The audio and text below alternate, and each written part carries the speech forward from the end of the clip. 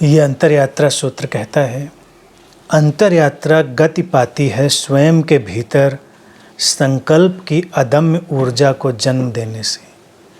ये ऊर्जा सांसारिक असत्यों और भ्रांतियों के अंधियारे दलदल से सत्य के आलोकित शिखर तक जाने के लिए लगातार संघर्ष करती रहती है।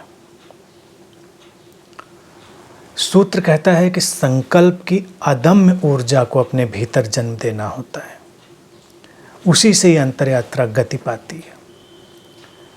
संकल्प एक ऐसी शक्ति है जो मनुष्य को उपहार में मिली है अस्तित्व की तरफ से, जिसे हमें बहुत अच्छे से समझ लेना होगा और इस संकल्प को लेकर हमें कभी भी असावधान रहना नहीं होगा। अब ये संकल्प की अदम्य शक्ति का होना, ये एक बिल्कुल अलग आयाम की बात है, क्योंकि कई बार संकल्प तो होता है व्यक्ति का, लेकिन टूटा फूटा, आधा अधूरा, अदम्य नहीं होता। अदम्य अर्थात जिसको दबाया ना जा सके। छोटा मोटा संकल्प व्यक्ति करता है तो किसी परिस्थिति के टकराव से वो बिखर जाता है।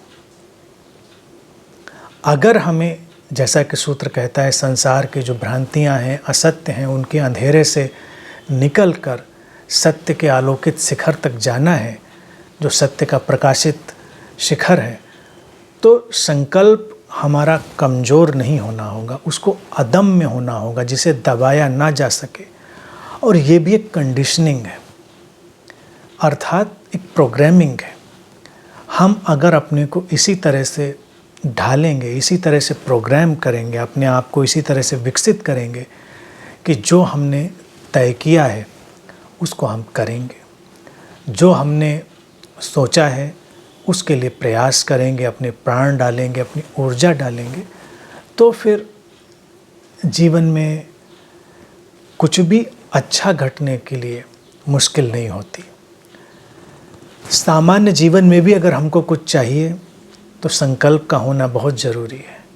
और जब हम सत्य के प्रकाश की बात करते हैं, उसके आलोकित शिखर तक पहुंचने की बात करते हैं, तब तो इस संकल्प की ऊर्जा को बहुत ही गहरा होना होगा, अदम्य, जिसको दबाया ही नहीं जा सके, इस तरह से चलना होगा। अगर मार्ग में भटकाव आता है, कोई बात नहीं, भटक जाते हैं, फिर भी तुम चलते हो, गिर जाते हो, फिर भी चलते हो, तुम्हें परेशानियां होती हैं, संघर्ष होते हैं, फिर भी तुम चलना नहीं बंद करते। इसी बात को एक अलग दिशा से इशारा करने के लिए भगवान बुद्ध ने अपने भिक्षुओं से हमेशा कहा, चरय वेति, चरय वेति, चरय वेति, अर्थात चलते रहो, चलते रहो, चलते रहो। अब वो कहाँ चलने की बात कर रहे थे? ज़मीन पर चलने की बात नहीं कर रहे थे कि ज़मीन पर ही उनको चलते रहना है। वो अंतर जगत में बिना रुके आगे बढ़ते रहने की बात कर रहे थे।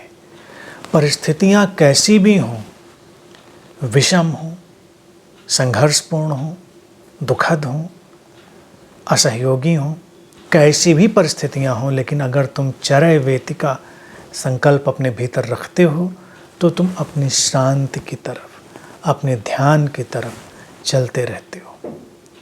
अगर तुम ध्यान का ही संकल्प अपने जीवन में डाल लो और तुम सोचो कि प्रतिदिन मुझे ध्यान में होना ही है, कोई भी परिस्थिति हो, तो ये संकल्प तुम्हें एक दिन ध्यान की गहराई में ले जाएगा और ध्यान के वृक्ष पर फूल खिलेंगे, शांति के, समाधि के।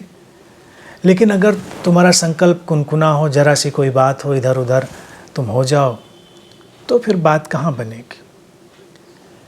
छोटी बात भी अगर हमको देखिए कभी करनी होती है तो हम संकल्प को बनाते हैं, क्योंकि उसमें हमारी चाह होती है।